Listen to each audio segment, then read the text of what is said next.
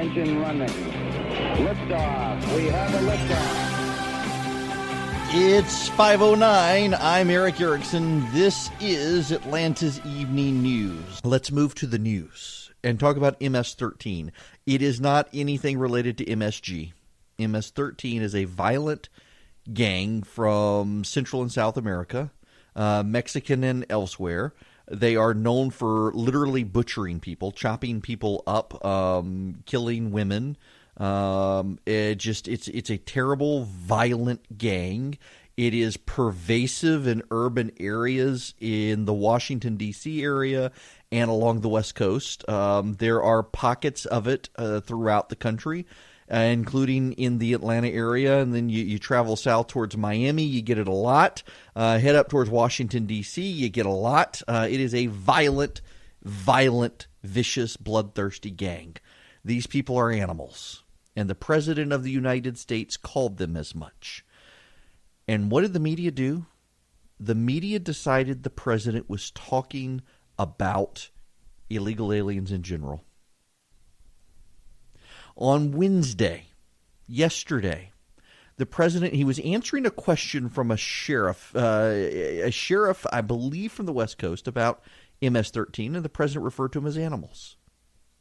The media, pundits, and not just pundits, reporters as well, from major networks, including NBC and CNBC. I believe I've seen it from ABC. Jake Tapper from CNN, actually, one of the good guys here, has been defending the president against people in the press. The New York Times sprung into action against the president, all of them saying the president was calling illegal aliens animals. The president was doing no such thing. If you bother to read the transcript of the president's remarks, it is clear he is referring to this violent gang, that they are animals and he wants them out of the country. He's referring to this violent gang as murderers and rapists, and they are. He's telling the truth. These people are murderers and rapists. They are animals. And that the press had to lie about, willfully lied about it, is rather par for the course these days. I saw someone on Twitter point out that, the man says so much outrageous stuff, it's amazing that you're having to lie about what he's saying to make this outrageous, and that's a fair point. By the way, Brian Kemp is going to be joining me at the bottom of the hour around 5:38-ish, getting ready for the gubernatorial debate. He'll be calling to check in from the campaign trail, so stick around. We've had Hunter Hill, we've got Brian tonight. Casey Cagle will be calling in on Monday. By the way, Fox 5 in Insider Advantage has just released a poll. Cagle 31%, Kemp 20%, Hunter Hill 14%, Clay Tippins 12%. 31% for Cagle. Down, the AJC had him at a high of, I think, 42%. 11 Alive had him at 35%. Fox 5 has him at 31%. So undecided is, of course, still huge. Now, back to the president. We'll get more into gubernatorial politics later, but I want to paint this broad picture for you and tie it into a story I only touched on briefly yesterday. So the president is talking about MS-13. The media willfully mischaracterizes him as calling all illegal immigrants animals. He wasn't. Jake Tapper, one of the few prominent reporters out there to call out the media on this, saying they were distorting the president. They're also still continuing to hammer the White House on why Kelly Sadler has a job. She's the woman who, in a closed-door, off-the-record meeting of White House staff, said that they weren't worried about John McCain opposing Gina Haspel because he was dying and wouldn't be back to the Senate. Someone characterized her as joking. Other White House staffers tell me and others that she wasn't joking. This wasn't an issue. Kelly Sadler was just making a statement of fact. And it was a statement of fact that John McCain is not coming back to the United States Senate. And because he's not coming back to the United States Senate, they didn't need to calculate his vote or his impact on the vote. They were working the people in the room, and they thought they had the votes. And by the way, they did have the votes. Turns out that Gina Haspel had the votes and was confirmed this afternoon in the United States Senate to be the CIA director. But the media pounced on that, and when Sarah Sanders came out and said, you know what, this is the story here isn't that someone said something in an off-the-record meeting that you don't like. The story is that there are leakers in this White House, and we are going to find them. And the president tweeted as much, calling these people traitors. And the media's response was, no, forget the leakers. We want to focus on this comment. Now, y'all, I don't care whether you like the president or not. This comment was par for the course for this White House.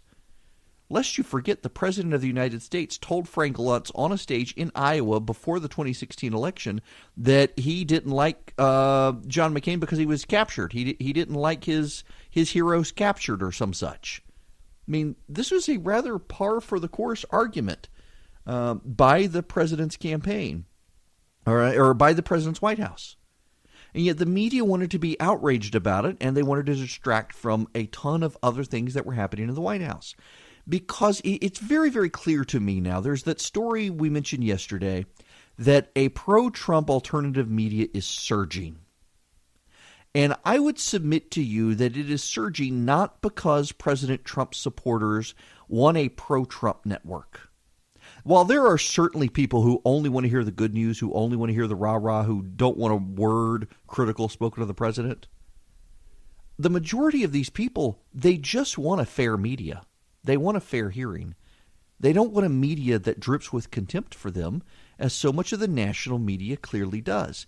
They want a national media that's willing to at least say, you know what, we understand what you're talking about, and here are the actual facts of what happened, and maybe on occasion, oops, we got this story wrong, here's the correct story. If the media would just do that, they wouldn't be facing so much competition. But not only is the media now facing this competition, but their explanation of it is to be condescending and critical about it. That people are leaving them because they just want to have sweet nothing spoken in their ear. That's not true at all. As someone who is very critical of the president during the election and still maintains a healthy dose of criticism of some of the things he does, I know I've got a ton of people who listen to this program who are Trump supporters because they approach me all the time and say, I disagree with you on this, but at least I know where you're coming from, and thanks for just on the regular news telling us what it is and what it isn't. And the media doesn't even do that anymore. The media doesn't want to tell you what happened in the news. They want to tell you what to believe about the news. And yet they ridicule guys like Hannity. Well, guys like Chris Cuomo on CNN are claiming to be objective people, and they're having rah-rah pep rallies on CNN with Nancy Pelosi. I mean, who wants to watch that to begin with? That's why the mainstream media is having a hard go of it right now, and they're reacting to it with a lot of bitterness and anger. Let me stop for just a minute and promote one of our sponsors. Thanks to Dollar Shave Club for sponsoring this week's show. And, you know, I was actually one of the original members of Dollar Shave Club. Back in the day, I was a lawyer when they came out. They had that awesome ad, and I totally bought into it because I was tired of paying for my razors at the grocery store price. It is a great company, and the razors are very, very solid. You go to dollarshaveclub.com, and you can see they got more than just razors, and it's so much better than shopping in a grocery store. And, you know, so they sent me a packet before this promo began as if I needed them because I got some. But they got a great razor, and they've got great shave cream. They've got a body cleanser. They even have the One Wipe Charlies. I'll let you decide whether or not you like them or not. But, you know, it's a great product.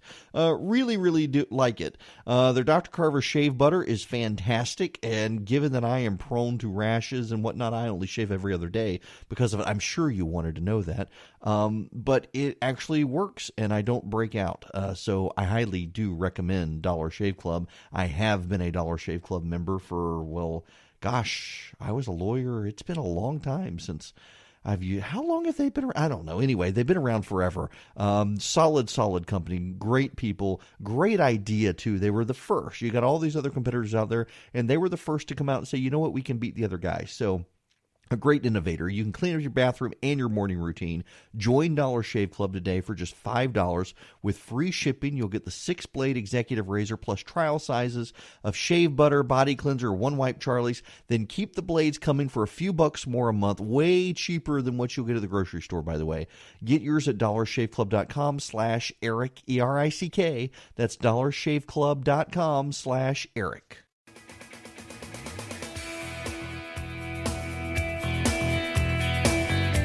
26 after the hour. I gotta play this clip of dear Nancy Pelosi. You're warned in advance. It's her voice. Since you brought up the subject of immigration again, it reminds me that, and as I was talking about the religious groups and how they're concerned about feeding the hungry and the Gospel of Matthew and the rest, 41 million people in our country are food insecure. We believe, some of us who are attracted to the political arena, to government and public service, that we're all God's children.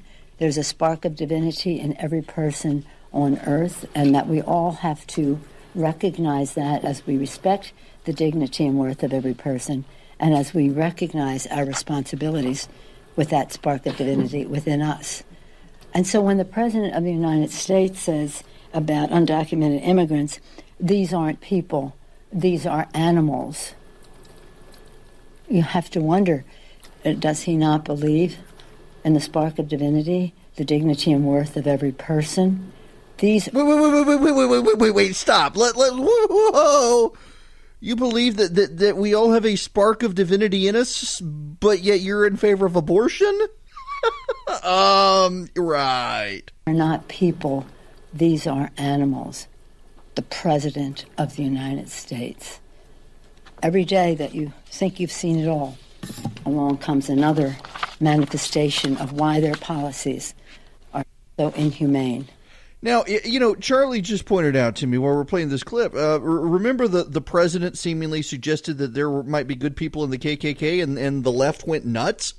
Here's Nancy Pelosi defending the MS-13 gang members from the president calling them animals. Hypocrisy much? My goodness gracious, these people. Wow. When we come back, I'm going to be joined by Brian Kemp from the campaign trail running for governor.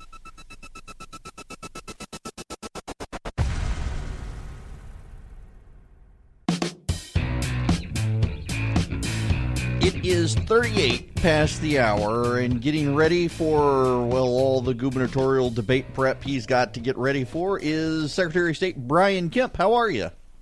Hey, Eric. Good afternoon. So how are things looking for you on the campaign trail? It looks like from all the you got three major media polls out now. And, I think if the election's held between today and sometime in the next year, you're going to make it into a runoff now.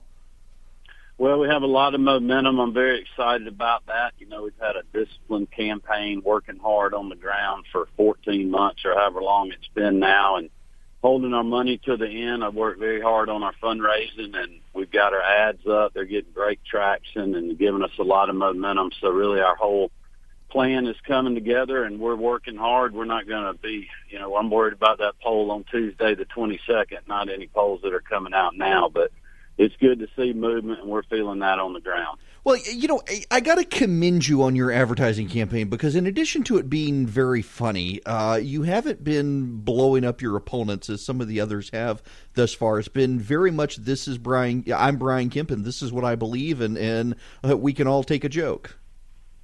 Well, I think Republican primary voters are ready for that. Obviously campaigns get negative. It's unfortunate, and I'll fight back when I get hit, but I've tried to run a positive campaign on the issues that I believe in, really talking about who I am as a true conservative, somebody that's been a small business guy working Georgian for 30 years, a father of 3 teenage daughters, and somebody that's been fighting to cut government regulations, streamlining government, making it smaller, which is what Republicans talk about. And I've obviously got a great record in the Secretary of State's office of fighting hard, suing the Obama Justice Department twice, taking on Stacey Abrams and all these liberal groups funded by George Soros, and I'll be a governor that will stand up and do that as well. Well, I hate to ask you about this, but I need to because I read today that you lost out on a big endorsement. It seems, speaking of Stacey Abrams, that Bernie Sanders has decided to go with her. Well, that's probably good for me, Eric. I don't know what I'd do if Bernie Sanders did endorse me. I'd probably sink my campaign. It doesn't surprise me a bit, and I'm looking forward to being successful on the 22nd, getting in the second round and winning this thing and running against one of the Stacys. And if it's Stacey Abrams, I've tangled with her before and hadn't backed down, and I don't plan on doing that in the fall campaign. I'm going to fight hard to putting Georgians first. Now, I am under the impression that if it's you and Casey in the runoff, and all the polling suggests that's what it's going to be, and I think that's a fair assessment of it, that this is going to be a rough and tumble runoff because you two probably have the deepest records for each of you to go after. And, I mean, how do you expect to be able to focus on issues in the runoff as both sides are slinging mud? Well, I'm going to continue to focus on the issues because the people in this state are ready for somebody that's going to do something for them and do what they say when they get in office. And that's a big difference in the records for us. You know, one person taking credit for what somebody else is doing versus somebody that's actually gotten some good work done. So I'm looking forward to talking about those kind of things. I hope the race doesn't go negative, but you just never know. But I'm in it to win it, and I will defend my record. And we'll be drawing clear contrasts if we need to. I mean, I've like you said, I've been running a positive campaign. I've only defended myself and defended my record and talked about, you know, the great things that I've accomplished with the help of some good, hardworking folks and just the drive and determination that I have. And you know, but we'll be ready for whatever's coming our way. I fully expect when I start, and I'm already moving, and there's already a little mudslinging going around, but I'm going to try to stay positive through Tuesday, and then we'll get ready for round number 2. Now, I got to ask you a personal question that my wife insists that I ask you, and that is that poor boy Jake, did he know what he was getting into with the commercial surrounded by you and your guns? Well, I think Jake did. He did a great job. Obviously, he did. He's a folk hero now, and don't be surprised if you see Jake coming back. He sent out a little fundraising email for us a couple of days ago, and a lot of people are asking our daughters, you know, who's going out with Jake or where's Jake, and asking the campaign staff that's been traveling with me, are you Jake? And so it's been funny. But I tell you, you know, your ads are really resonating when you have Georgians just going to political events and other things, and you know, sitting in some sort of restaurant somewhere, and somebody comes up and says, "Hey, you got that shotgun in your truck, and where's that kid at?" So yeah, they really are some of the there. great political ads of the season, and I'm sure they're getting paid well, and they deserve it because I've just enjoyed. They're a good respite from all the other ads that are out there. Well, and the left attacking me, just, you know, they just take this stuff too seriously, and it's unfortunate they don't have a sense of humor and don't understand the culture we have in the South. And, you know, you can't make everybody happy in politics, but I'll tell you, we've had a great response. And it's drawing attention to my conservative 4-point plan, making Georgia number 1 for small business by cutting government regulations, blowing up government spending, implementing a spending cap, taking a chainsaw to government regulations, and making Georgia number 1 for small business, but also putting Georgians first, standing up for my values, you know, strong advocator of the Second Amendment and life and religious freedom and other things that I'll be fighting for as governor. Well, good luck to you in the campaign trail, and good luck in the debate. Thanks so much for having me on. Y'all have a good evening. Absolutely. You too. Secretary of State Brian Kemp getting ready for the gubernatorial debates. We've got one we'll be airing live here on Sunday on WSB. And then, of course, the election is on the 22nd. Early voting going on right now, today and tomorrow. You know, so I mentioned the Fox 5 poll now, Insider Advantage poll, has... let me see if I can get the numbers for you pulled up right here. So 31% Cagle, 20% Kemp, 14% Hunter Hill, Clay Tippins at 12%, Michael Williams in single digits, and the rest undecided. There's been so you got the HAC had Cagle at 40 some odd percent, then down to 35-ish% in 11 Alive. 31% in this one. He's definitely going to be number 1 in the runoff. It does suggest that he's got some level of soft support there, but you still have a third of voters who are supporting Cagle. Kemp, I definitely think, has the advantage headed into headed into Tuesday, being the second man headed in, and that means I think Cagle has made the strategic decision to go after Tippins and to go after Hunter Hill. If it is Kemp in the runoff, as the polling suggests it could be, you give Tippins and Hill an excuse to rally towards Kemp against Cagle by having gone after them. We'll see how this thing shapes up, and we'll be here all night Tuesday with the coverage of the election.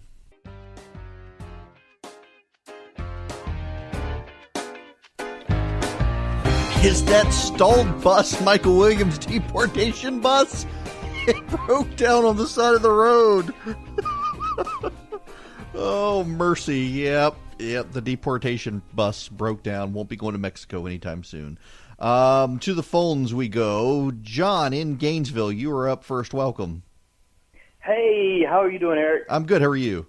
Been listening to you a long time. I'm doing great. Hey, I want to be a well-informed voter, and I don't get to watch TV much. I hear a lot of radio, especially talk radio, but, I'd like to go to a website to see the candidates' platform so that I'm better educated on what they stand for.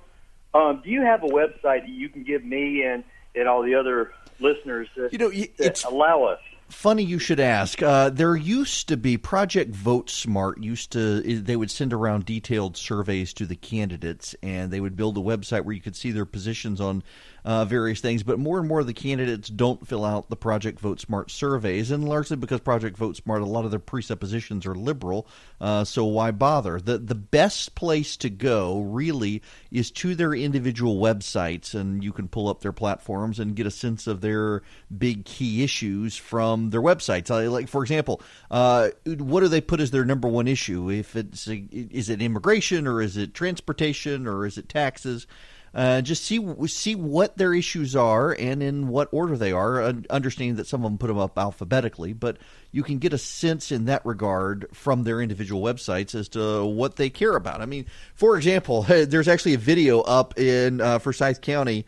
I've mentioned this race, the Sherry Gilligan, Joanna Cloud race, and Sherry Gilligan is a conservative, and she wants you to know she cares about the Second Amendment and she cares about life issues. And you see her opponent ridiculing her for caring about life issues because of traffic. Seriously, we can't be pro-life because of traffic. That's basically the opponent's position. Go to the websites, check their positions there.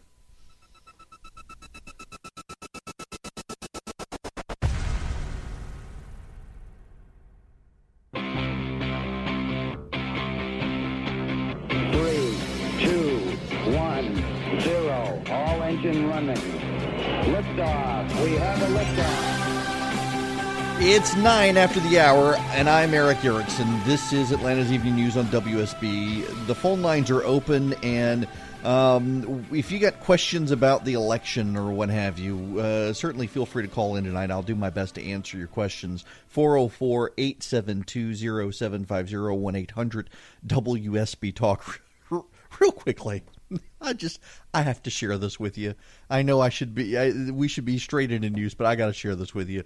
My kid is learning Greek mythology in school, and he was trying to figure out who the wives of the gods were and the Greek gods. And so, well, Hera is married to Zeus. He says, well, who's Poseidon married to? I said, Poseidon doesn't have a wife. He says, well, why does Poseidon have so many kids? I said, well, Poseidon, he was cruel to women, and he did things to make them have children with him. I don't want to say I don't want to get into raping with my kid and what it all entails and means, but he looks at me and he says, so he was like the Cosby guy of the Greek gods. Bill Cosby, you meant. Yes, Poseidon was like the Cosby guy of the Greek gods. Yes, the way kids process the news these days. My goodness gracious. Okay, we got to get into some Georgia politics. I wanted to spend most of the time last hour on national politics. I feel like I've gotten bogged down to some degree as this race heats up in the final days, but it is worth covering. And as always, I do try to play the ads that have come out.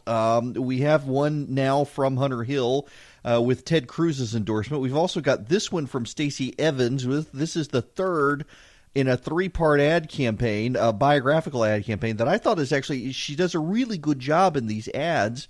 They're very emotional, and this is the latest. Growing up in Ringgold, I had good memories too, like with my dad. He's a truck driver who adopted me while he was married to Mom. He's a good man. I'm Stacey Evans, and when Dad was younger, there were no Hope scholarships. It's like that today for thousands of Georgia students. As governor, I'll restore Hope's original promise. A B average gets you full tuition at a state university, and I'll restore tuition-free technical college for all. We need hope again.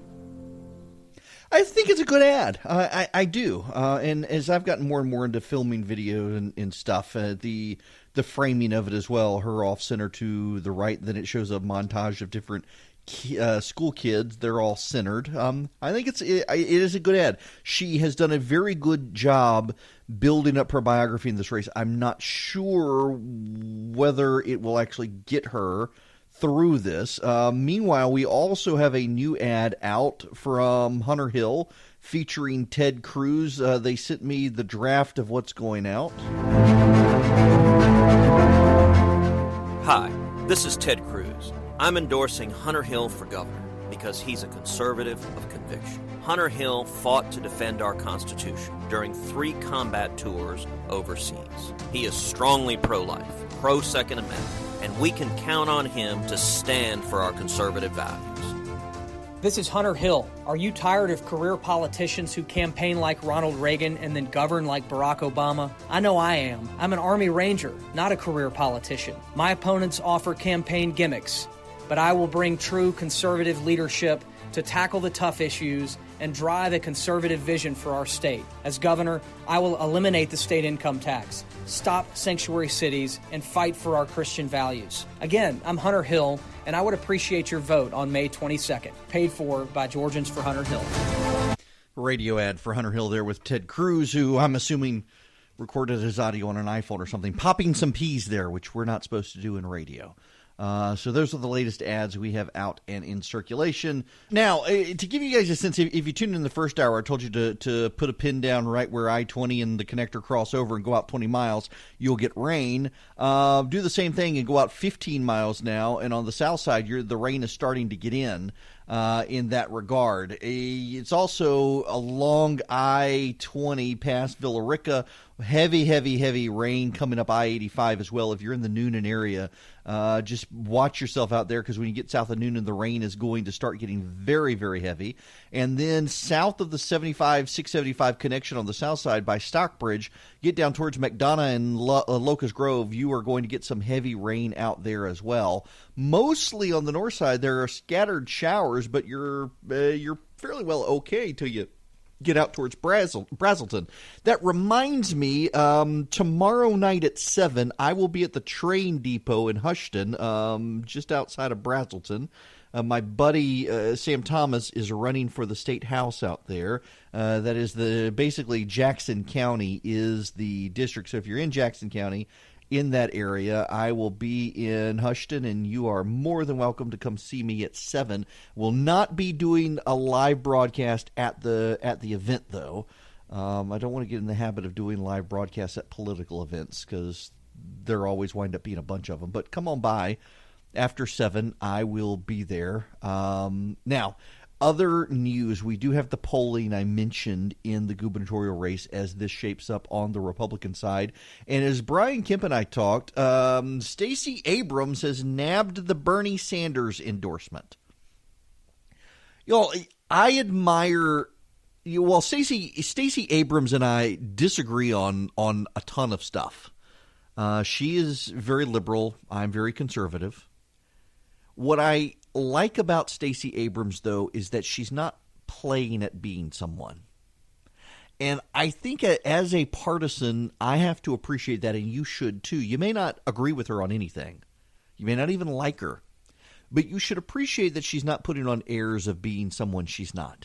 There are a lot of candidates who would have turned down a Bernie Sanders endorsement in Georgia. There are a lot of candidates who would have turned down a Kamala Harris endorsement in Georgia. There are a lot of candidates who would never have wanted to be involved with a group that calls for slave reparations or the confiscation of guns. And Stacey Abrams is willing to be parts of those, and she doesn't necessarily agree on all of their issues. She has not come out on the issue of slave reparations or confiscation of all guns, but she's willing to be affiliated with them, and she's willing to go out and say she's a liberal, that she's not going to pretend to be a moderate to try to lure Republicans to her. She's going to tell them what she is, and she's going to try to offer them something to compel them to come over. And I think that's commendable. One of my favorite quotes from a member of Congress is from Barney Frank, the gay congressman from Massachusetts, former congressman from Massachusetts, who ran a gay prostitution brothel out of his apartment. Seriously. And was able to stay in Congress. But he has one of my favorite quotes of an elected official, and that is to be liberal or conservative. Don't ever be moderate, because liberals and conservatives stand for something and moderates stand for nothing. I think that's a great quote. Most people, by the way, who consider themselves moderate actually are liberals. They just don't like to admit it because they think the progressive movement gives liberalism a bad name. Most independents these days, for that matter, are Republicans. All the data is fairly consistent on this point, that if you call yourself a moderate, you are more likely than not actually a liberal who votes Democrat. If you call yourself an independent, you more likely than not are a Republican who are ashamed of the Republican Party. And the data does reflect that. Paul Begala, the Democratic political operative and pollster, he and I have had several conversations on this, that his firm, when they're looking for voters, they avoid independents when they're trying to lure people to vote for their Democrat. They avoid people who call themselves independent, and they always approach people who call themselves moderates, because they know a moderate is actually a Democrat in disguise and an independent is a Republican in disguise. Stacey Abrams isn't putting on any of these airs. She's out there saying, I'm a liberal Democrat. These are my causes. These are my people. And hopefully I'll be able to give you something to vote for because I disagree with your alternative. And that's fine. I appreciate her honesty in that. But I don't think a Bernie Sanders endorsement helps you in Georgia. I don't think, maybe in some parts of the Emory area with the Emroids it helps. But outside of the Emroidville over there on the east side of Atlanta, I don't know that having Bernie Sanders endorse you really helps you with your gubernatorial campaign in Georgia. If anything, it's something Republicans will use in the fall. And by the way, there are a lot of Hillary Clinton supporters who are still embittered by Bernie Sanders. Let me stop for just a minute and promote one of our sponsors. Thanks to Dollar Shave Club for sponsoring this week's show. And, you know, I was actually one of the original members of Dollar Shave Club. Back in the day, I was a lawyer when they came out. They had that awesome ad, and I totally bought into it because I was tired of paying for my razors at the grocery store price. It is a great company, and the razors are very, very solid. You go to dollarshaveclub.com, and you can see they got more than just razors, and it's so much better than shopping in a grocery store. And, you know, so they sent me a packet before this promo began as if I needed them because I got some.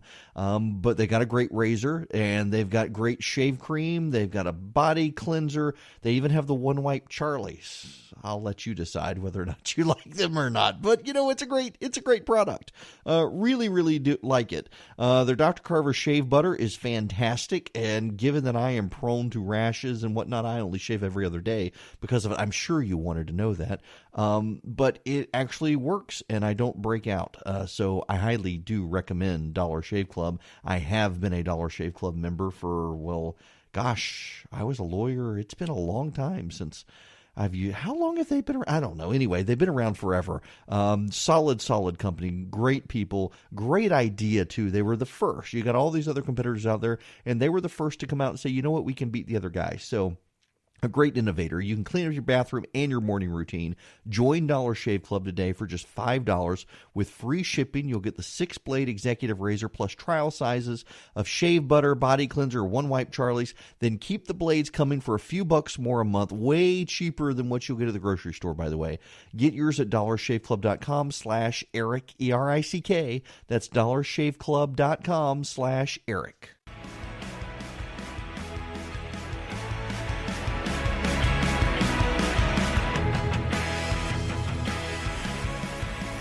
It is 26 after the hour. The phone number is 404-872-0750, 1-800-WSB-TALK.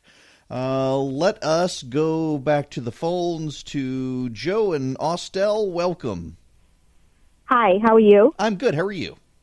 Wonderful. First of all, I love you. Well, thank you. Secondly, I just have a question for you. Why is it, I get the impression that white people are afraid to vote, that they have to vote black for Democrats.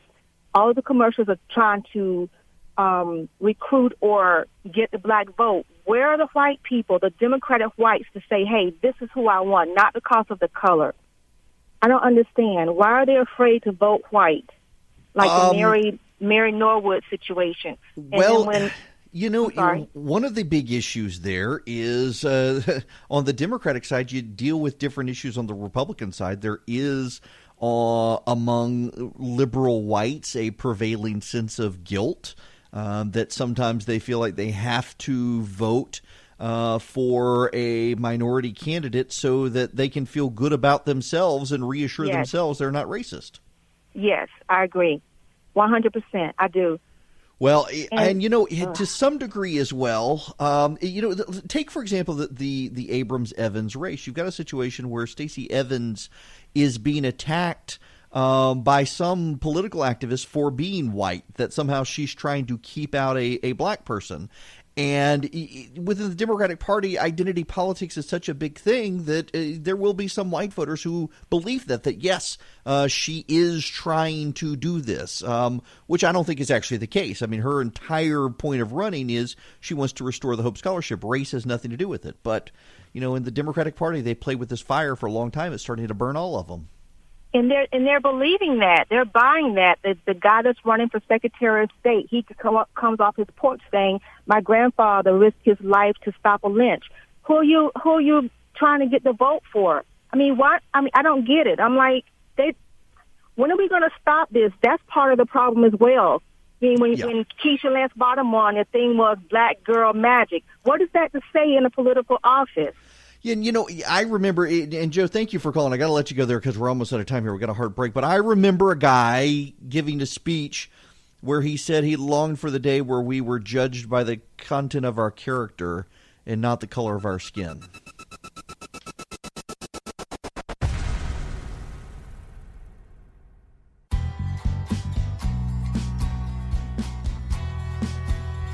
It is 39 after the hour. I want to go back to the phones. I want to go to Marty. You are up next. Marty, welcome.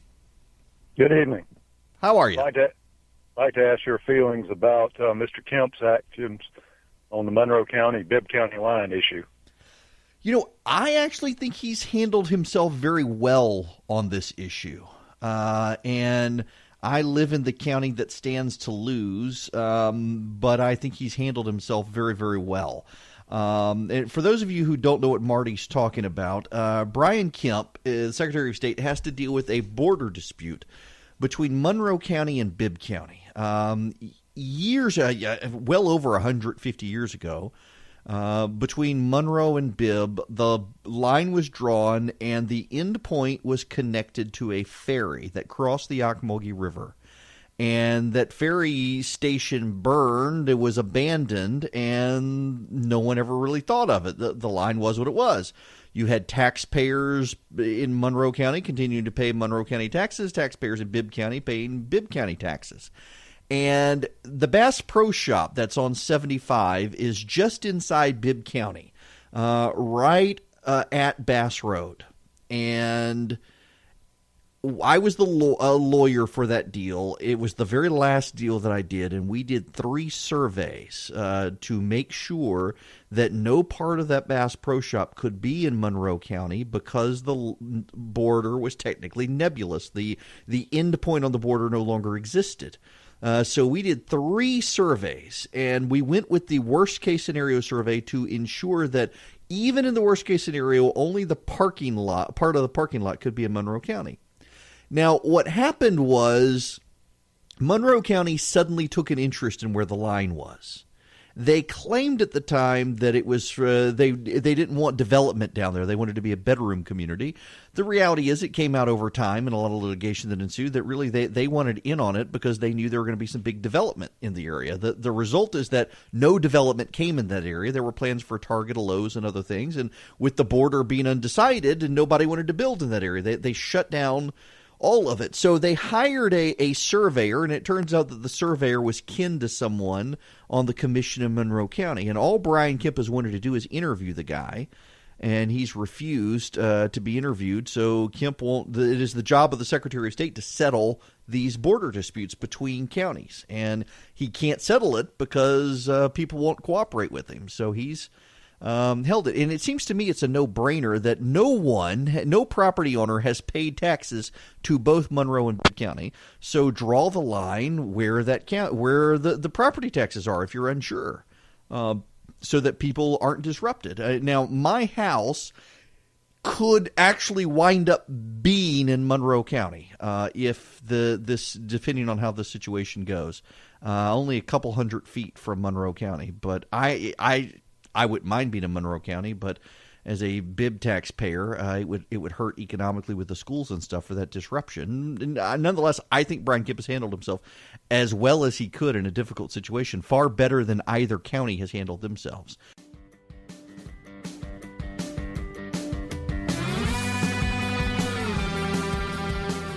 Remember that I will be in Houston tomorrow.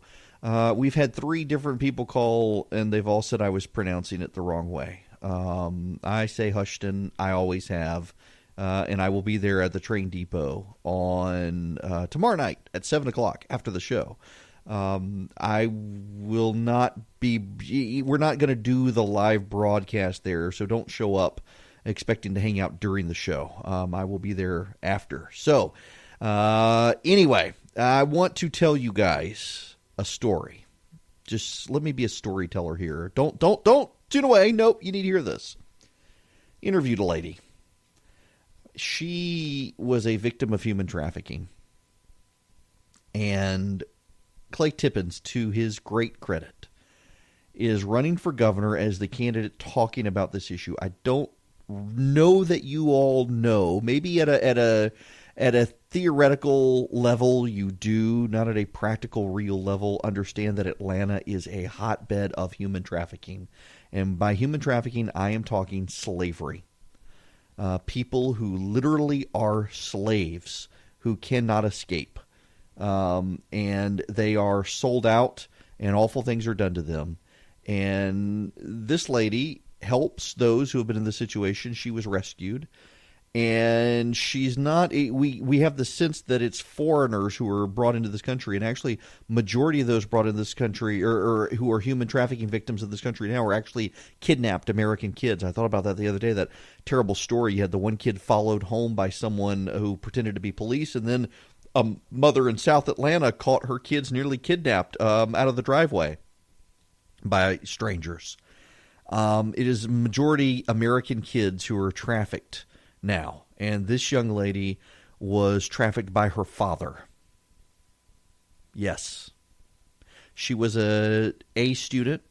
She was on the softball team at her public school, and no one in her school knew what was happening to her at night by her father.